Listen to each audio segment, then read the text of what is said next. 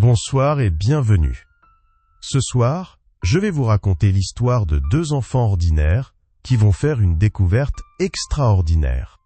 Une découverte qui va les mener vers un monde caché, rempli de mystères et de secrets. Installez-vous confortablement, fermez les yeux et laissez cette aventure vous guider doucement vers le rêve. Il était une fois deux enfants, Lina et Thomas, frères et sœurs inséparables. Leurs parents avaient décidé de passer l'été dans une vieille maison de campagne, héritée d'un grand-oncle que personne ne connaissait vraiment. La maison se dressait au bord d'un bois sombre, avec des murs couverts de lierre et des volets qui grinçaient quand le vent soufflait. Dès leur arrivée, Lina sentit qu'il y avait quelque chose de mystérieux dans cet endroit. Les planchers craquaient sous leurs pas, et chaque couloir semblait mener à un secret. Thomas, plus curieux que prudent, passait ses journées à ouvrir les armoires, à tirer sur les tiroirs poussiéreux et à taper contre les murs pour voir s'ils cachaient des passages. Un soir, alors que la pluie tombait drue et que le tonnerre grondait au loin, ils décidèrent d'explorer le grenier. Les marches de l'escalier grinçaient comme si elles voulaient les avertir de ne pas monter. Mais les deux enfants, armés d'une lampe torche, avançaient malgré tout. Le grenier était rempli de vieilles malles, de portraits jaunis et de meubles recouverts de draps. Au fond, sous une pile de cartons, Lina découvrit une armoire en bois sculpté. Ses portes étaient ornées de symboles étranges, comme des étoiles et des soleils entremêlés. Thomas, les yeux brillants, s'approcha et posa sa main sur la poignée glacée. La porte refusa de s'ouvrir. Alors, il tira plus fort, et un grincement profond résonna dans tout le grenier. À l'intérieur, il n'y avait pas de vêtements, ni d'objets, seulement une obscurité profonde, comme un couloir sans fin. Un souffle d'air froid s'en échappa et fit vaciller la flamme de leur lampe. Lina eut un frisson. Thomas, lui, souriait déjà. Il venait de trouver quelque chose qui n'avait rien d'un simple meuble. Ils s'échangèrent un regard. Sans un mot, ils comprirent que cette armoire n'était pas ordinaire. Elle cachait un passage vers autre chose, quelque chose qu'ils n'avaient encore jamais vu. Lina et Thomas fixaient longuement l'armoire entr'ouverte. De l'intérieur, un souffle froid continuait de se répandre, comme si une autre saison s'y cachait. Thomas tendit la lampe torche, mais le faisceau semblait se perdre dans une obscurité sans fin. « Ce n'est pas possible, » murmura Lina. « Une armoire ne peut pas être si profonde. »« Alors allons voir, » répondit Thomas, d'un ton décidé. Il fit un pas à l'intérieur. Le plancher du grenier disparut sous ses pieds, remplacé par un sol couvert de givre. Lina hésita, mais son frère lui tendit la main. Tremblante, elle le rejoignit. Derrière eux, la porte de l'armoire resta ouverte, laissant deviner la lumière du grenier comme une fenêtre fragile vers le monde réel. Ils avancèrent lentement. Les parois de l'armoire cédaient la place à des murs de glace étincelantes. Des cristaux brillaient, reflétant la lumière de leurs lampes en mille éclats. Chaque pas résonnait dans un silence étrange, comme s'ils marchaient à l'intérieur d'un rêve. Bientôt, ils débouchèrent dans une vaste clairière enneigée. Des arbres immenses entouraient les enfants, leurs branches couvertes de givre scintillant sous une lune pâle. Le ciel n'était plus celui du grenier.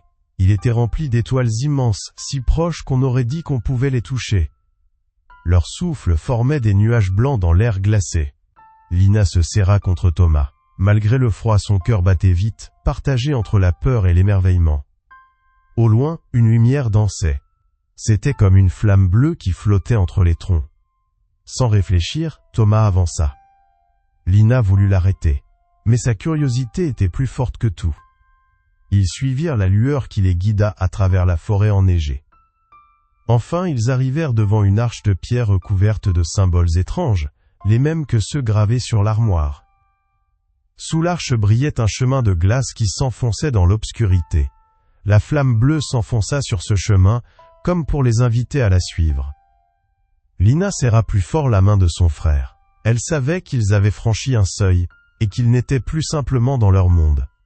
Ils venaient d'entrer dans un royaume caché, où rien ne serait plus jamais pareil. Sous l'arche de pierre, Lina et Thomas s'entrèrent sur le chemin glacé. Le silence était profond, seulement troublés par le craquement de leurs pas sur la glace. La flamme bleue flottait toujours devant eux, avançant lentement, comme si elle les guidait. La forêt s'enfonçait dans une obscurité étrange. Les troncs massifs se dressaient comme des colonnes d'un temple ancien, et les branches formaient au-dessus d'eux une voûte scintillante. Par endroits, des cristaux de glace pendaient comme des lustres, projetant de légers reflets bleus sur la neige. Lina n'était plus certaine de respirer de l'air ou d'un rêve. Soudain, ils entendirent un bruit. Ce n'était pas le vent, mais un froissement, comme des pas qui les suivaient. Thomas leva sa lampe, mais la lumière ne révéla rien d'autre que des ombres mouvantes. Lina serra la main de son frère. « Il y a quelqu'un » chuchota-t-elle. « Alors on va le découvrir » répondit Thomas avec un courage qui cachait mal son appréhension. Ils continuèrent d'avancer, et bientôt, la flamme bleue s'arrêta au bord d'une clairière. Au centre, une silhouette les attendait. C'était un vieil homme, vêtu d'un manteau de fourrure blanche, avec une longue barbe argentée qui touchait presque le sol. Ses yeux brillaient d'une lueur étrange, ni dure ni douce, mais pénétrante. Il s'appuyait sur un bâton sculpté, dont le sommet était orné d'un cristal qui luisait faiblement. Quand les enfants apparurent, il les observa longuement, comme s'il les attendait depuis longtemps. « Vous n'avez pas peur ?» dit-il d'une voix grave qui résonnait dans la clairière. Peu d'osent franchir la porte de l'arbre caché. Pourtant vous êtes là. Lina et Thomas se regardèrent. Aucun ne savait quoi répondre. Le vieil homme posa son bâton contre le sol et ajouta « Ce monde n'est pas fait pour les curieux, mais pour les cœurs purs. Si vous restez, vous devrez affronter des épreuves, et vos vies n'en sortiront pas inchangées. » Thomas, les yeux brillants, fit un pas en avant. « Qui êtes-vous » demanda-t-il. Le vieillard esquissa un sourire discret. « Je suis le gardien de ce royaume. Mon rôle est d'observer ce qui passe. Certains cherchent la richesse, d'autres le pouvoir. Mais rares sont ceux qui cherchent simplement la vérité. » La flamme bleue disparut, absorbée par le cristal de son bâton. Le vieillard tourna les yeux vers Lina. « Ton cœur tremble, mais il est sincère, dit-il doucement. C'est ce qui compte ici. » Puis, se tournant vers Thomas, « Toi, tu possèdes la curiosité et le courage. Mais prends garde, car la curiosité peut devenir une arme à double tranchant. » Il les fixa longuement, puis leva son bâton.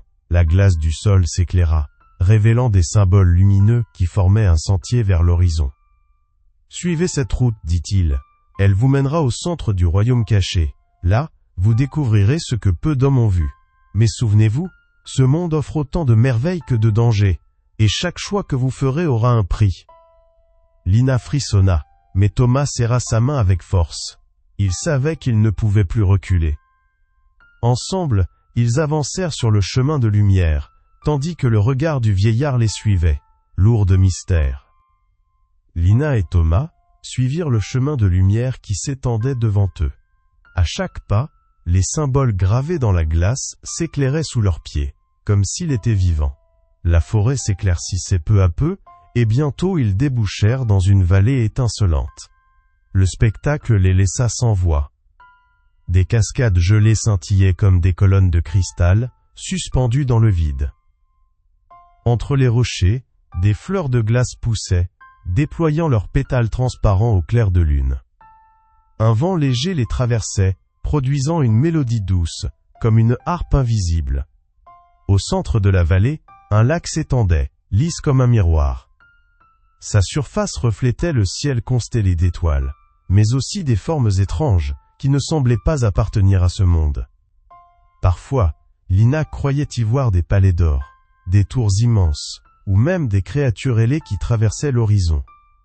Ils sentirent qu'ils avaient franchi la frontière d'une réalité différente. Tout ici respirait la magie. Même le sol vibrait légèrement, comme si ce royaume avait une âme. Thomas, émerveillé, se pencha au bord du lac. L'eau était si claire qu'il distingua une silhouette mouvante sous la surface. Une créature, mi-femme mi-oiseau, nageait lentement. Ses ailes scintillaient comme des plumes d'argent, et ses yeux brillaient d'une lumière douce. La créature leva le regard vers lui et sembla sourire, avant de disparaître dans les profondeurs. « Tu l'as vu ?» chuchota Thomas. Lina hocha la tête, incapable de trouver ses mots. Ils continuèrent d'avancer et atteignirent un pont de glace qui traversait la vallée. Sur l'autre rive, un immense arbre se dressait, ses branches couvertes de cristaux. Chacun de ses fruits était une sphère lumineuse qui pulsait doucement, comme un cœur qui bat. Lina tendit la main, fascinée, mais dès que ses doigts frôlèrent un fruit, une voix résonna dans sa tête. Ce n'était pas une parole ordinaire, mais un murmure venu de loin. « N'oublie pas pourquoi tu es ici. » Elle recula brusquement, le souffle court.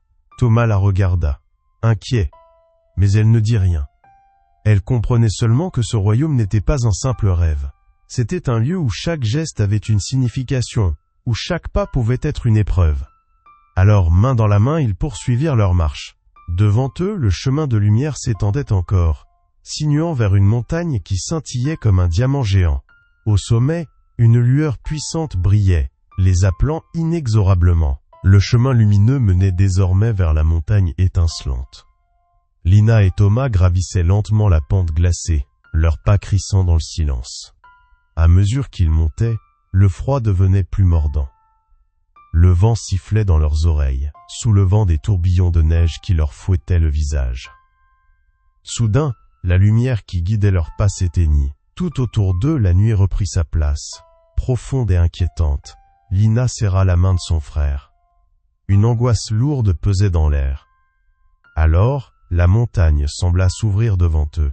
Une fissure béante apparut, dévoilant une grotte sombre. Sans réfléchir, Thomas s'y engagea, et Lina le suivit de près. Les parois brillaient de cristaux, mais ils ne projetaient aucune chaleur, seulement une lumière froide et coupante. À l'intérieur, une voix résonna, profonde, sans origine visible. Pour continuer, vous devez montrer qui vous êtes. Pas ce que vous prétendez être, mais ce qui dort en vous. La grotte se transforma soudain. Lina et Thomas ne se tenaient plus côte à côte. Chacun se retrouva seul, isolé dans un couloir de glace. Lina avança prudemment. Autour d'elle, les parois reflétaient son propre visage, mais chaque reflet semblait différent. L'un la montrait souriante, l'autre en colère, un autre encore pleurant. Les miroirs de glace la forçaient à regarder toutes les facettes d'elle-même. Elle sentit ses jambes trembler. La voix reprit. « Tu ne peux avancer qu'en acceptant qui tu es, avec tes forces et tes faiblesses. » Lina ferma les yeux, serra les poings, puis murmura. « J'ai peur, mais je ne reculerai pas. » Alors, les miroirs s'éteignirent un à un, et le chemin s'ouvrit devant elle. De son côté, Thomas affrontait une autre épreuve. Dans son couloir, les reflets de glace lui montraient des trésors immenses, des palais d'or et des armées à ses ordres. Sa curiosité et son désir d'aventure brûlaient en lui. La voix résonna encore. La vraie force n'est pas de posséder, mais de choisir ce qui compte. Thomas hésita. Ses yeux brillaient d'aventure, mais son cœur se serra. Il pensa à Lina, qui l'attendait. Alors il repoussa les illusions d'une main ferme. Aussitôt, les richesses disparurent, et la voie s'éclaira devant lui. Les deux enfants se retrouvèrent à la sortie de la grotte, haletants, les mains glacées, mais les yeux pleins d'une nouvelle lumière. Ils avaient surmonté leurs premières épreuves, et désormais, le royaume caché reconnaissait leur valeur. Devant eux, la montagne continuait de s'élever. Au sommet, la mystérieuse lueur brillait encore plus fort, comme une promesse, mais aussi comme un défi. La montagne s'élevait comme une forteresse de cristal. Lina et Thomas reprirent leur marche, leur silhouette fragile avançant dans l'immensité blanche. Le chemin devenait plus raide, et chaque pas résonnait comme un écho perdu dans les hauteurs. Au fur et à mesure, le ciel changeait. Les étoiles semblaient se rapprocher, si grandes qu'on croyait pouvoir les toucher. Une aurore dansait au-dessus d'eux, peignant le ciel de vagues vertes et violettes. Malgré la fatigue, Lina et Thomas sentaient leur courage grandir. Mais la montagne n'était pas prête à les laisser passer sans épreuve. Alors qu'ils traversaient une corniche étroite, un grondement retentit. La glace sous leurs pieds se fissura, et des blocs immenses se détachèrent des parois. La falaise tremblait. Thomas attrapa la main de Lina et la tira de toutes ses forces, juste à temps pour éviter une chute mortelle. Ils se retrouvèrent haletants, accrochés l'un à l'autre, le cœur battant. Derrière eux, la corniche s'écroulait dans un fracas assourdissant. Mais devant eux, un nouveau chemin s'éclairait, comme si ils étaient récompensés de leur persévérance. Ils atteignirent une vaste terrasse naturelle. Au centre, un cercle de pierres anciennes se dressait, recouvert de symboles lumineux. Ces signes brillaient d'un éclat mystérieux, et le sol vibrait doucement. Quand Lina posa le pied sur une dalle, une onde de lumière parcourut tout le cercle. Alors une silhouette apparut au milieu du cercle. Ce n'était pas le vieillard du début, mais une femme aux cheveux argentés, vêtue d'une robe faite de brume et de lumière. Ses yeux reflétaient le ciel tout entier. Elle leva la main, et dit d'une voix douce mais puissante.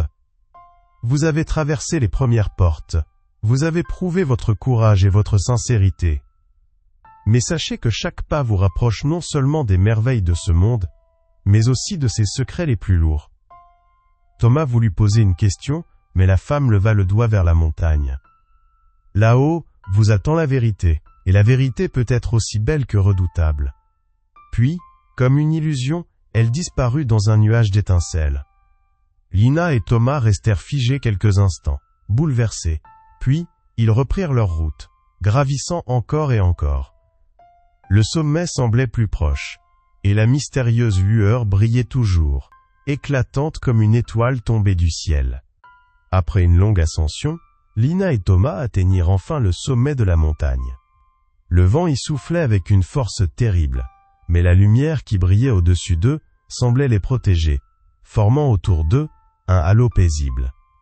Au centre du plateau, un immense cristal s'élevait. Il mesurait plusieurs mètres de haut et scintillait d'une clarté aveuglante. Ses facettes reflétaient tout le ciel, multipliant les étoiles en 1000 éclats.